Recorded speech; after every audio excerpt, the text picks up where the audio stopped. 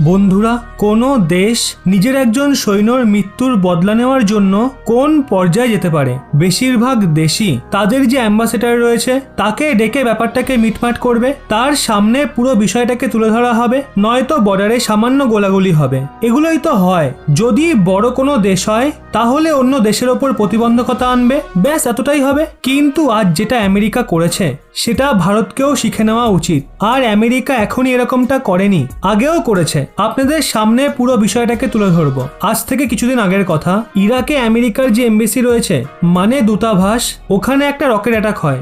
আর ওই এমবেসি সুরক্ষা প্রদানকারী আমেরিকান যে সৈন্য ছিল সে শহীদ হয়ে যায়। তারই সঙ্গে আমেরিকার যে কন্ট্রাক্টর ছিল যে ইরাকে কাজ করত, সে ওখানে ভিসার জন্য এসেছিল, সেও মারা যায়। এখন একবার ভাবুন, আমেরিকার জায়গায় যদি অন্য কোনো দেশ হতো আর যদি তার সৈনিক এভাবেই শহীদ হতো তাহলে কি হতো? হয়তো বেশিরভাগ জন এটাই বলতো যে আমরা কড়া প্রতিক্রিয়া জানাবো, আমরা এর জন্য চরম নিন্দা জানাবো, মানে শুধু একটু কথা কাটাকাটিই হতো। কিন্তু আমেরিকার লং স্ট্যান্ডিং পলিসি হলো ডেথ রেঞ্জ। আমেরিকা একবার পুনরায় সেটাই করেছে। আসলে যখন তদন্ত হয় যে কে বা কারা হামলা করেছে, তখন জানা যায় ইরান সমর্থিত কিছু মিলিশিয়া গ্রুপ রয়েছে যারা হলো সিরিয়া বেসড, তারাই অ্যাটাকটা করেছে।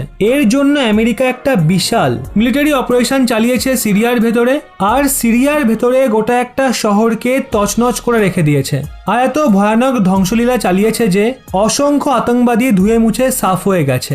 আর আমেরিকা তার অপারেশন এখনো চালিয়ে যাচ্ছে। আর বলা হচ্ছে এই অপারেশনে নৌসেনা সামিল ছিল, বায়ুসেনা সামিল ছিল, এমনকি স্থলসেনাও সামিল ছিল। আর এই তিন সেনাবাহিনী মিলে এমন জোরদার হামলা চালিয়েছে যে মিলিশিয়া গ্রুপের কোমরই ভেঙে গেছে। এর থেকে আমেরিকা পরিষ্কার সংকেত দিয়েছে ইরানকে এবং তারই সঙ্গে আরো আতঙ্কবাদী দেশকে যে আমেরিকার সেনার ওপর যদি কোনো রকম হামলা হয় তাহলে তার কঠিন পরিণাম ভোগ করতে হবে। এরকমটা ভাববেন না যে বাইডেন আসার পর আমেরিকা এতটা করা হয়েছে।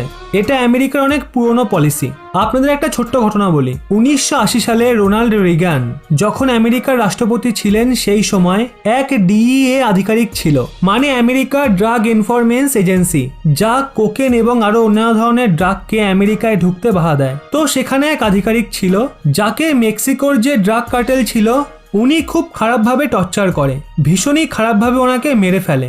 আর তারপর আমেরিকা তার সেই পলিসি প্রয়োগ করে, ডেথ রেঞ্জ পলিসি।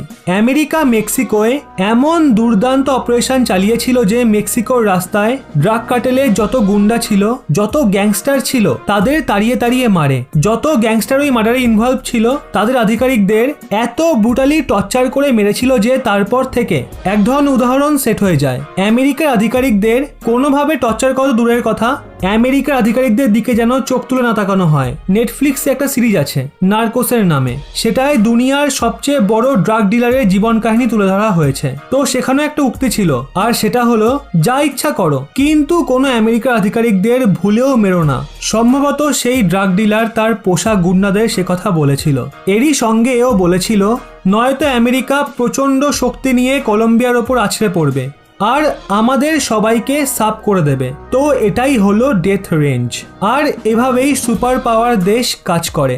ভারতকেও এই ডেথ রেঞ্জ পলিসির ওপর স্ট্রংলি কাজ করা উচিত, যাতে কোনো ভারতীয় দুনিয়ার যে প্রান্তেই যাক তাকে বিন্দুমাত্র টাচ করার সাহস যেন কারণ না হয়। এই বিষয়ে আপনাদের কি মতামত অবশ্যই নিচে কমেন্টে জানান।